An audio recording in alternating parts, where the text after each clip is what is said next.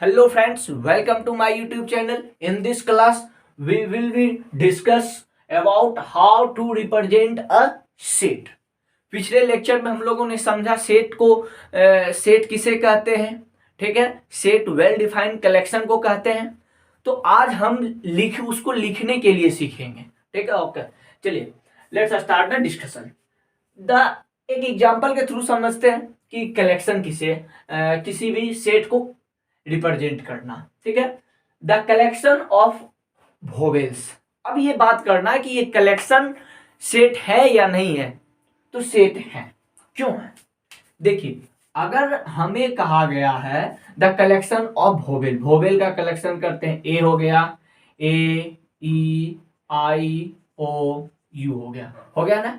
ये 5 चीज है। ये आप किसी भी व्यक्ति से पूछिए इसका कलेक्शन, तो यही 5 बताएंगे। यानी प्रत्येक पर्सन के लिए ये सेम कलेक्शन होगा। अगर प्रत्येक पर्सन के लिए कलेक्शन सेम हो रहा है तो उस कलेक्शन को हम लोग सेट कहेंगे। यानी ये क्या है, आपका सेट हो गया।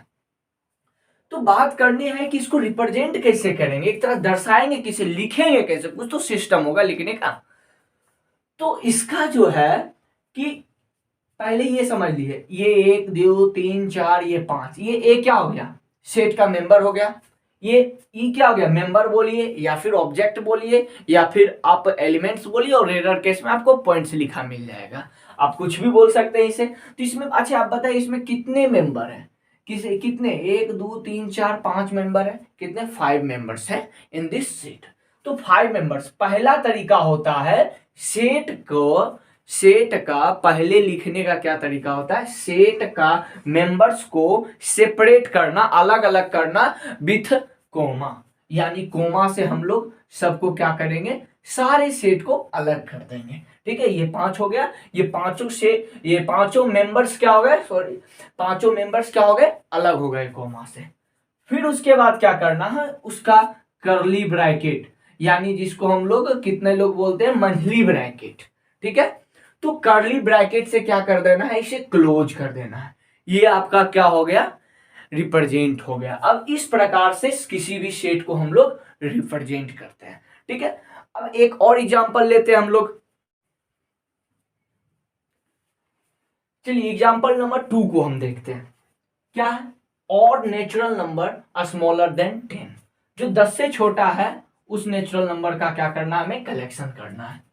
1, ठीक है, 3, फिर हो गया आपका 5, फिर 7, फिर 9, ठीक है। ये सेट है या नहीं है? आप इस कलेक्शन को किसी से भी पूछिए, सबका एक ही कलेक्शन होगा। 1 3 5 9 7 सबका क्या होगा, एक ही कलेक्शन होगा। तो इसका मतलब ये जो कलेक्शन है हमारा, this type of collection is a set. तो अब हम रिप्रेजेंट कैसे करेंगे, फिर से समझते हैं। हमने क्या बोला, all members of a set will be separated with comma. यानी जितने भी मेंबर हैं सेट के, इसमें 1 2 3 4 5, इसमें भी 5 है, तो पांचों को सेपरेट यानी अलग कैसे करेंगे, कोमा से। ये हो गया कोमा। एंड क्लोज विथ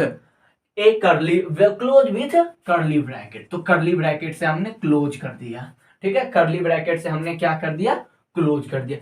ये आपका क्या हो गया है, किसी भी सेट को रिप्रेजेंट करने का। अब कुछ रूल है, रूल के तहत हम लोग आते हैं। पूरे लेक्चर को देखो, उसके बाद आपको सारा डाउट क्लियर होगा, ठीक है। रूल को देखते हैं। आइए अब हम लोग इसके रूल को समझते हैं। किसके रूल को, हम किसी सेट को रिप्रेजेंट करने के रूल को समझते हैं। तो फर्स्ट रूल में आता है क्या, all sets name must be capital letter. देखिए, अब किसी भी का नाम होना बहुत इंपॉर्टेंट है। अगर मान लीजिए किसी का नाम नहीं हो तो आप उसे कैसे बुलाइएगा।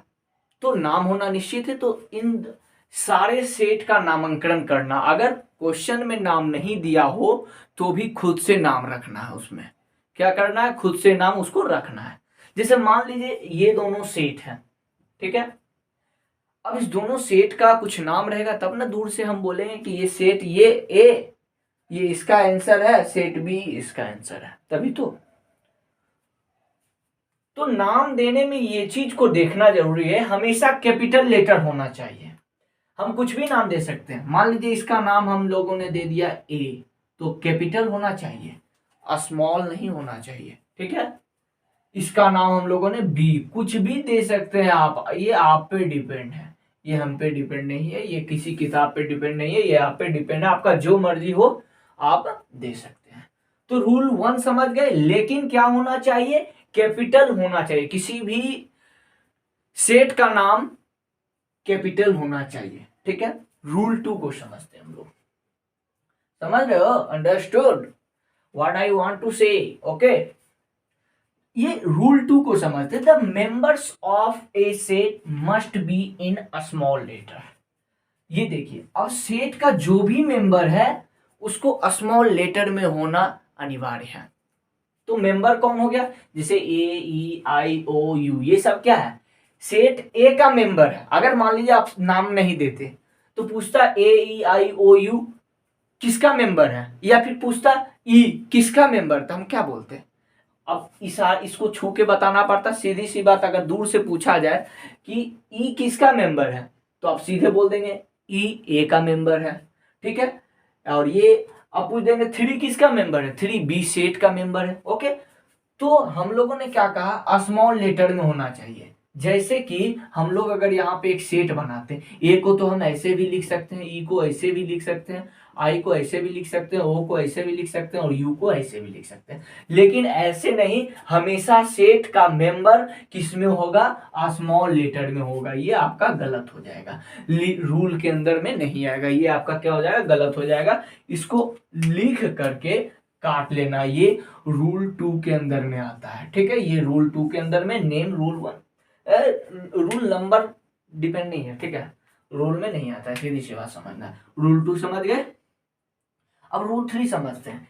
Any members should not repeated in a set. अब कोई सेट है हमारे पास, मान लीजिए जैसे यही सेट है, हमने बी सेट लिख दिया, ठीक है। इसका 1 3, मान लीजिए 3 2 बार लिख दिए, 5 7 9, तो ये रिपीट नहीं होना चाहिए कोई भी मेंबर। ये 3 है तो एक बार ही 3 लिखिए, ठीक है, ये एक बार ही 3 लिखिए, ठीक है। इस 3 को नहीं भी लिखिएगा तो चलेगा, ठीक है। लिखने रूल के अंदर में लिखने के लिए नहीं कहता है, ठीक है। रिपीट नहीं होना चाहिए कोई भी अंक, जैसे हमने ये लिखा, ये हमने लिखा ए, डबल ए लिख देते, डबल ई भी लिख देते, या 3 बार लिख देते, कुछ भी आई ओ यू, ये तो हो गया कि नहीं आपका, यस या नो। तो ये रिपीट हो रहा है, यानी हम 2 के बदले 1 लिख देंगे। मान लीजिए किसी एक सेट के मेंबर में 4 ए लिखा हुआ है तो उसे हम 1 ए ही लिखेंगे, 4 ई लिखा है तो हम 1 ई ही लिखेंगे, ठीक है। रिपीट नहीं करना है, इसको हम लोग क्या लिख देंगे, ए ई आई ओ यू, ठीक है, और स्मॉल होना चाहिए। ये हमारा रूल 3 हो गया, ठीक है, समझ गए। Thank you for watching this video, all the very best, पढ़ते रहो।